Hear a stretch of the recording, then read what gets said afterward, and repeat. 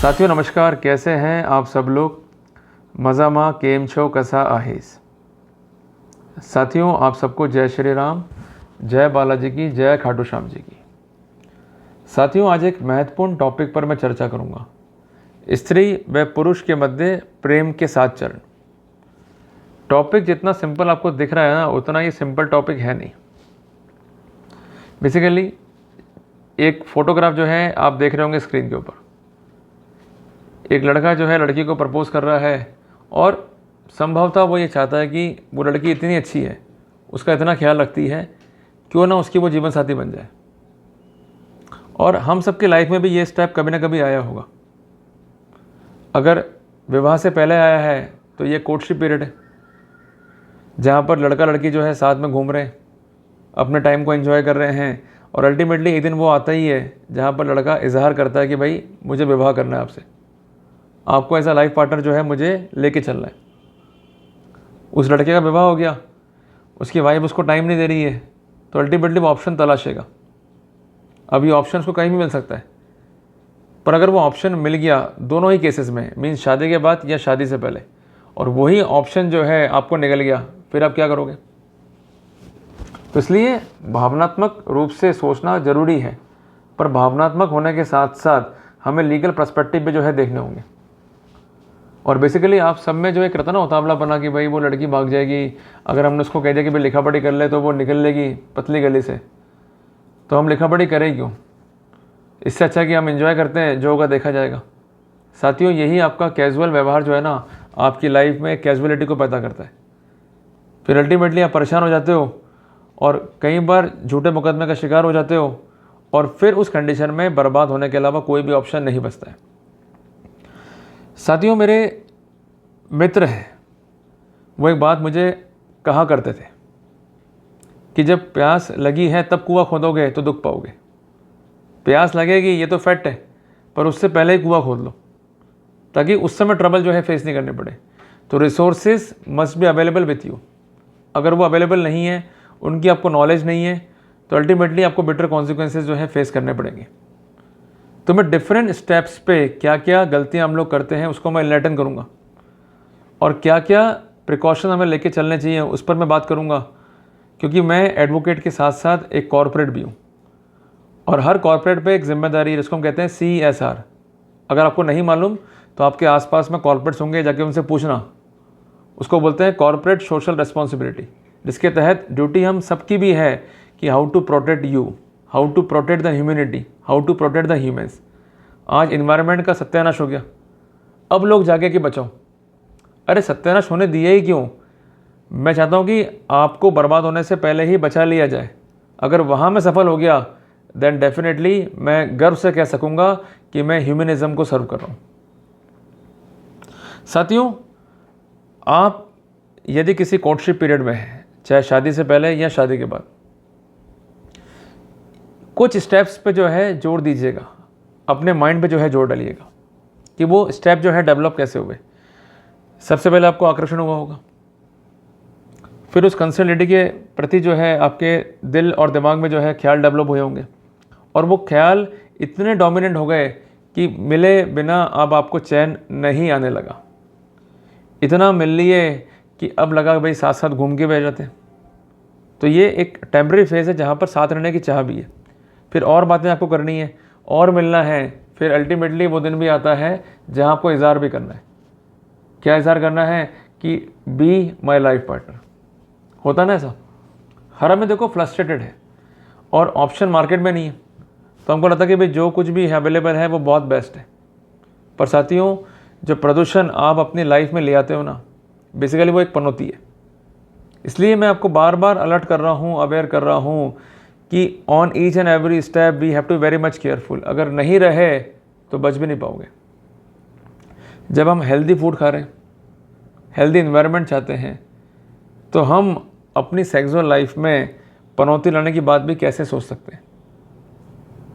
इसलिए पनौती से रहें दूर, काम करें अपने जीवन पे, चूज़ करें बेस्ट को, तभी जो है सर्वाइव कर पाएंगे। अदरवाइज़ क्या होगा, स्थानीय अखबारों में छप जाएगा किस्सा, अगर नहीं बने इस काउंसलिंग का हिस्सा। तो इसलिए बचना है तो खुद को अलर्ट होना पड़ेगा। अगर अलर्ट नहीं हुए, हो सकता है कि कुछ भी ना हो, पर अगर कार्रवाई हो गई लड़की के पार्ट पे और केस उसने कर दिए, फिर कोई भी आपको बचा नहीं पाएगा। तो from the inception we are going to emphasise on each and every step, ताकि जो प्रेम है उसका जो डेवलपमेंट है वो ढंग से हो सके और आप उस प्रेम को एंजॉय कर सको। हमें प्रेम चाहिए, पनौती नहीं। ये बात दिमाग में सेट कर लेना, हमें प्रेम चाहिए, पनौती नहीं। साथियों, बेसिकली क्या होता है कि जब भी कोई लड़की हमारी लाइफ में आती है ना, तो उसके कई रास्ते हो सकते हैं। भाई अगर हम अनमैरिड हैं और हमारे जो माता पिता हैं उनके दिल में आया कि शादी कर देनी चाहिए बच्चे की, फिर गाना सुनाई देता है आपको कि शायद मेरी शादी का ख्याल दिल में आया है, इसलिए मम्मी ने तुम्हें चाय पे बुलाया। तो बस आप पहुंच गए चाय पीने। अब जो लड़की वाले होंगे वो सारी बातें आपसे करेंगे मीठी मीठी। लड़की उनकी भले कैसे भी हो, पर वो क्या एक्सपोज करेंगे, अरे जी बहुत सीधी है जी, बहुत गाय है। तो पर रियल में आपने क्या जांचा, ज़रा सोचना, विचार करना। आपने उस समय सिर्फ उसका रूप देखा, उसका रंग देखा, उसका यौवन देखा और अल्टीमेटली सौंदर्य के जाल में आप फंस गए। अरे वाह, लड़की तो बड़ी दिखने में अच्छी लग रही है, क्या जोड़ी है हमारी, मज़ा आ गया। और आपको लगता है कि मैं तो इतना लायक नहीं हूँ, मुझे इतना अच्छा ऑप्शन कहाँ से मिल गया। Oh my God, thank you to give me this precious gift. और अल्टीमेटली मालूम पड़ता है वो गिफ्ट नहीं है, वो पनौती है। वो ऐसे पैकेट में आई है कि जब वो खुलेगा तो अंदर से मुक्का ही निकलेगा। इसलिए भाई आकर्षण ठीक है, हो सकता है, पर आकर्षण का मतलब ये नहीं है कि हर किसी से भी आकर्षण। आकर्षण means basically you must assure कि वो कंसर्न जो लेडी है वास्तव में जेन्युइन है या नहीं है। इसलिए बार बार मैं कहता हूँ कि रिश्ते में जल्दबाजी मत करो। कई लोग क्या करते हैं कि वेरियस सोशल मीडिया ऐप से कुछ लड़कियों के संपर्क में आ जाते हैं, उनसे बातचीत जो है बढ़ा देते हैं, फिर मिल लेते हैं, फिर सेक्स कर लेते हैं और अल्टीमेटली फंस जाते हैं। ये आकर्षण ही तो है जो आग लगाता है हमारे जीवन में। ये उस पत्थर की तरह जिसको रगड़ने से चिंगारी निकलती है और हमारे बसे बसाए जीवन को उजाड़ के रख देती है। इसलिए घर्षण के तहत जो आकर्षण होगा ना, ये बहुत खतरनाक भी लाइफ में हो सकता है। इसलिए आकर्षण से पहले अश्योर करें कि लेडी जेन्युइन है या नहीं है। If she is not genuine then stop, say stop immediately. अगर वहाँ स्टॉप खुद को नहीं करा तो फिर आप बह जाओगे। फिर लोग गाना और गाएंगे, बहती हवा सा था वो, उड़ती पतंग सा था वो, कहाँ गया उसे ढूंढूं। तो वो नहीं चाहते उसे गाने बजे, तो इसलिए बी अलर्ट वाइल हैविंग आकर्षण। अगर आपका पहला स्टेप ठीक है, आपने ये डिटरमिन करने की लड़की जेन्युइन है और उसके साथ आकर्षण है, तो ये एक नेचुरल कोर्स है। और आकर्षण अगर नहीं है और उस आकर्षण के तहत आपके शरीर में बदलाव नहीं हो रहे, तो फिर वो आकर्षण कहीं है ही नहीं। तो जो कुछ भी है वो नेचुरल है, बट उस नेचुरल फिनोमेनन में हमने एक चीज़ को ऐड ऑन कर दिया, वो है अलर्टनेस अबाउट जेन्युइननेस। जो सच्चा है उसे चुनो। क्लियर है बात ये? इसलिए कोई दिक्कत नहीं है, बट वर्कआउट करना पड़ेगा। समय लो, सोचो, विचारो, फिर आगे बढ़ो। साथियों, दूसरा है ख्याल। बेसिकली क्या होता है कि आकर्षण के बाद का जो दूसरा स्टेप है वो है ख्याल। ये जो कंसर्न लेडी है उसका जो पिक्चर है आपको रिकॉल कराता है और वो आपके दिल और दिमाग में इतना बस जाती है कि उसके अलावा अब आपको कोई ऑप्शन दिखाई देता ही नहीं है। मैंने कई बार देखा है इंडियन कार्स के ऊपर लोग लिखते हैं माई वाइफ माई लाइफ। मैंने कभी देखा ही नहीं लिखते हुए my mom is my life, my dad is my life, but लिखेंगे ज़रूर my wife is my life. ऐसा क्या है भाई उसमें? आपके जीवन में आ गई अचानक, सिर्फ वो आपको सेक्सुअल सेटिस्फेक्शन दे रही है। इसका मतलब ये तो नहीं कि आपके जो माँ बाप हैं उसको उसने रिप्लेस कर दिया। साथियों, मैं छात्र हूँ केमिस्ट्री का भी। मुझे एक बात जो है सिखाई गई थी केमिस्ट्री में कि जो एलिमेंट मोर स्ट्रॉन्ग होता है वो कमज़ोर एलिमेंट को रिप्लेस कर देता है। तो क्या हमारे माँ बाप का प्यार कमज़ोर था? क्या उनका प्यार सच्चा प्यार नहीं था कि एक लड़की हमारी ज़िंदगी में आई 25 साल की एज पर या 26 साल की एज पर या लेटर ऑन, और उसने आते ही हमारे माँ बाप को रिप्लेस कर दिया? हम झगड़ा कर रहे हैं उनसे, अरे हम शादी करेंगे तो इससे करेंगे, नहीं तो जहर खा लेंगे, हम मर जाएंगे, शादी हम इससे करेंगे। ये मत करो भाई। आकर्षण के बाद ख्याल एक नेचुरल कोर्स है। बट इतना भी रिकॉल मत करो कि अपने पेरेंट्स को ही भूल जाओ। अगला स्टेप है मिलने की चाह। अब ये तो चाह तो मिलने की हो सकती है कि भैया आप मिलो, उसमें कौन सी बड़ी बात है, पर मिलने की चाह नहीं है। बेसिकली ये एक सौदेबाजी का खेल है। अब लड़की जब मिलेगी ना आपसे, तो सबसे पहले वो आपको तोलेगी कि मेरा पति पिंकू है या मेरा पति दमदार शेर है। अगर आपने अपनी गरज शो कर दी ना कि भाई तुम्हारे बिना हमारा काम नहीं चलेगा, तो बस वो इलाज कर देगी फिर आपका।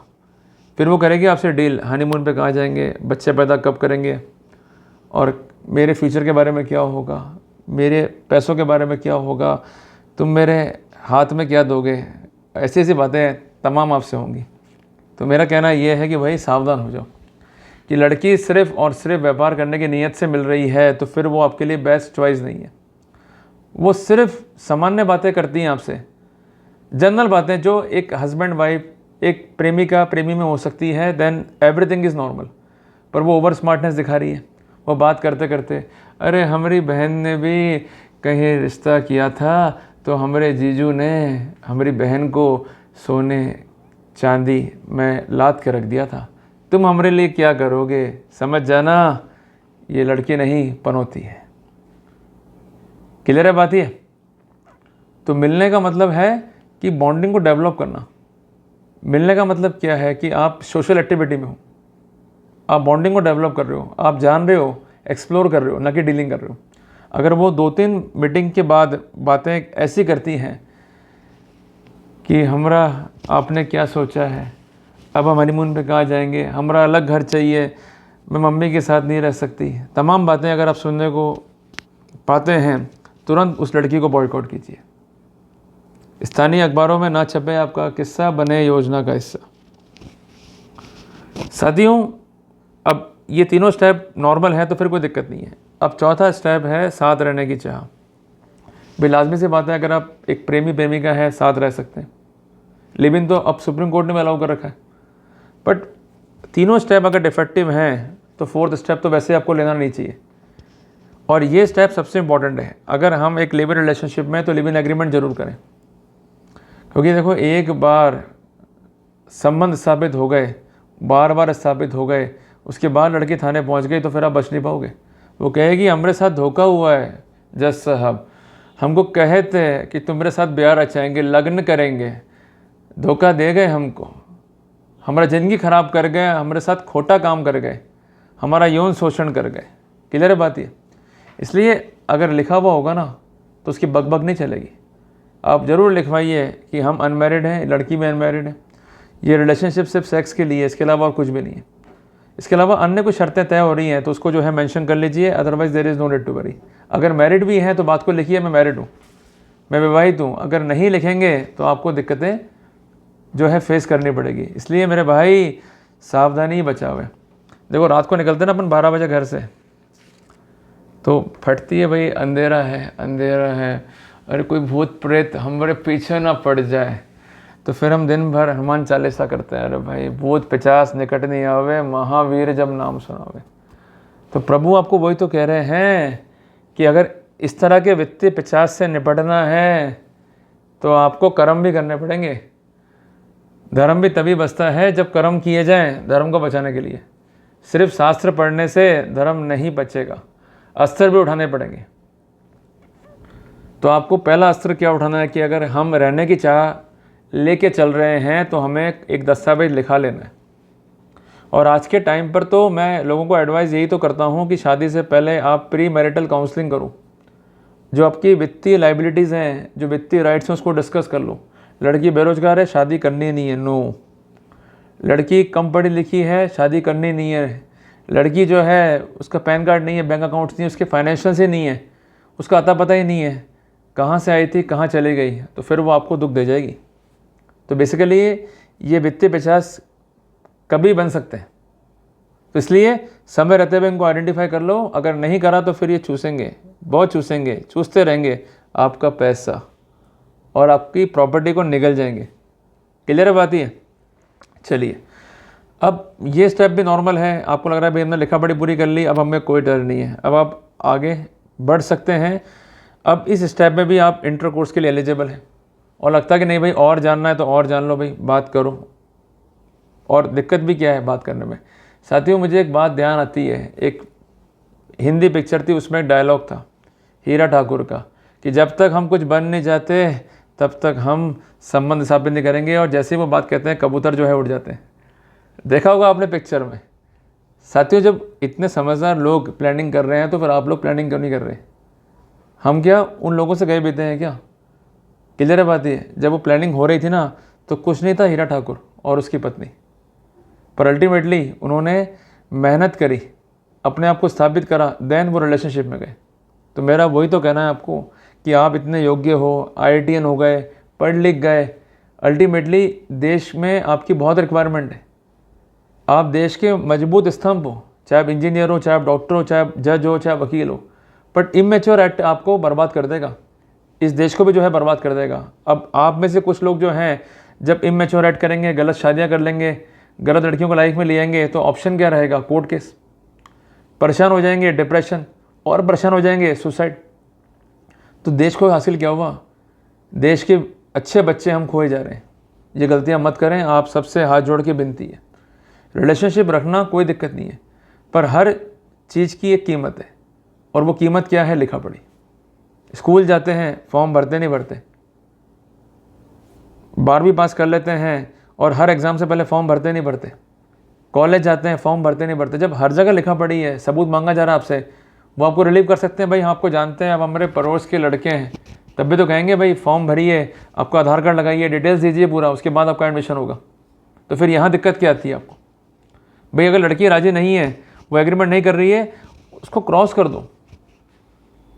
अगर आपने समय रहते उससे क्रॉस नहीं करा तो वो आपको क्रॉस कर जाएगी, और फिर वो ऐसा क्रॉस करेगी कि बस फिर आपको अपनी तस्वीर दीवार पर लगी नजर आएगी।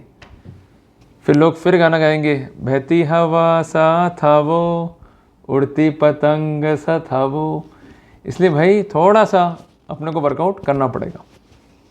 अब ये स्टेप भी क्लियर हैं तो फिर कोई दिक्कत नहीं है। भाई देखो, गाड़ी अगर सही चलेगी 70% तो 30% रोड भी जो है क्रॉस कर जाएगी। उसके बाद तो क्या इज़हार है। अब इज़हार तो कैसे भी करूँ, घर में करो, चाहे सोशल मीडिया पे करो, चाहे लोग बुला लो, मेला सजा लो, लोग आ जाएंगे, अरे वाह मैं अपनी मंगेतर को प्रपोज करता हूँ, आइए हम अंगूठी पहनाते हैं। ये भी तो तरीका इज़हार का है। फूल देंगे तब भी तरीका इज़हार का है। तो ये प्रिकॉशंस ले लिए तो फिर इज़हार करो। और कहते भी ना साथियों कि प्यार किया नहीं जाता हो जाता है, पर उसमें एक बात लिख लो, प्यार किया नहीं जाता हो जाता है, बट लिखा पढ़ी के साथ करोगे तो वो प्यार टिका रहेगा। फिर आप गर्व से कहोगे ये है सच्चा प्यार। और सबसे आखिरी में है कि फिर आप डिसाइड कर लो जो आपका लिव इन पार्टनर है कि साथ में रहना है या नहीं रहना है। अगर मैरिड हो, आपकी पत्नी से नहीं बनती है, डिवोर्स चल रहा है, डिवोर्स तो एक दिन ग्रांट हो ही जाएगा, पर ये लड़की आपके जीवन में अच्छी आ गई है, देन इसके साथ आपके रहने की पॉसिबिलिटी है, तो जीवन साथी भी बन जाएगी आपकी after having a proper divorce. और अगर शादी नहीं हुई है तो ऐसे सिनेरियो के अंदर भी अगर आपका रिलेशनशिप बढ़िया है और ये चीज़ें आपने ऑब्जर्व कर ली अपने लाइफ में, तो you will definitely have a good life partner.